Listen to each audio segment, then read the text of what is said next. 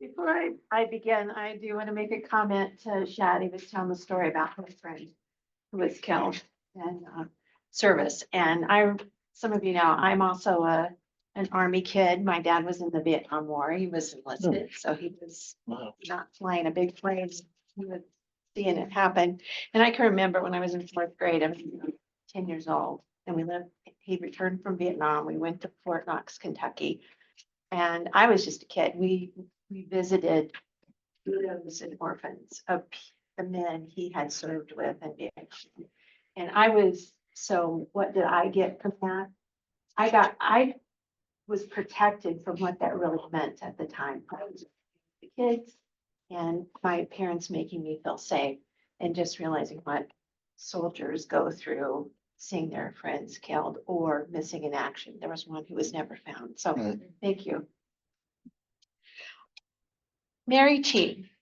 First of all, your name is so unique. And I know a lot of people will say it Mary. I've been guilty of that at the very beginning. And I know you're launching or working on launching being a professional speaker and speaking on this topic.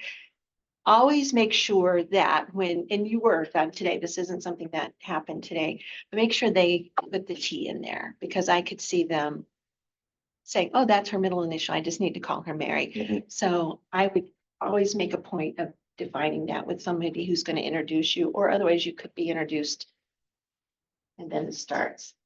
All right, sensitive like a horse. I love your topic, your horse metaphor, and the stories that you tell. I think you're really on to something there as far as building a speaking career and a business and a consulting. And I'm not sure exactly what all of your plans are, but you have a nugget that's very, very nice and people will appreciate that. Okay, first of all, I started recently watching Yellowstone and I'm going to disregard the time because my Vietnam story wasn't part of my time. So Yellowstone. I recently started watching Yellowstone, so I know I'm late to the game. So, but I've been like binge watching it. So I feel like I totally know about what they do with horses on a ranch, but I actually know zero. I'm really qualified to speak on the topic. So hopefully I largesse and offer some gifts that you can use as you move forward in your speaking career. The horse metaphor is outstanding. Lessons from the horse, equine sense, sensitive, right on. I love that you have your consistent branding. Every time you come up here at the beginning, I wasn't really sure what was going on, but you show up with your cowgirl boots, your riding pants, your shirt and your hat, and your message is consistent in the way you present yourself. So that's great.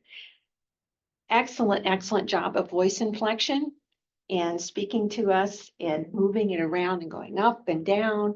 You did a great job. And then also your positive energy. You have a lot of stories in there. As speakers, first, that makes it easier as a speaker because we're telling a story. So we don't get caught at first, I got to remember all these things. So we're telling a story and your smile is very opening and welcoming. Lots of really, really good things. A couple of things, or I have three things to offer too. You stayed it pretty much in one place, but you didn't touch yourself. So you got that one down, but you did stay in one place pretty much, but everything else was great. And you did lose your place in the speech, and I have this needs some work. So Anita indicated earlier that you need to do some more practicing. But one thing that you did, and I think it's important the other speakers see this as well, is you made the audience comfortable. Because if we were on stage and we lost our place and we went, oh, and froze up, the audience would just go into shock because they feel it more, I think, than even the speaker does, because they're trying to help you mentally. And you made us comfortable. You laughed and smiled at us. Okay, challenge to you. This thing of the horse, I can see that you have like different things that we're going to learn. Give us a heads up at the beginning of kind of where we're going on the trail, because I did get a little lost. I was like, we're talking about this, and then we moved to that, and then we moved to this. And because you're so familiar with the content, you just did that, but your audience doesn't know that. So maybe at the beginning, give us a little, where are we going in this big old Yellowstone ranch? So thank you. Thank you.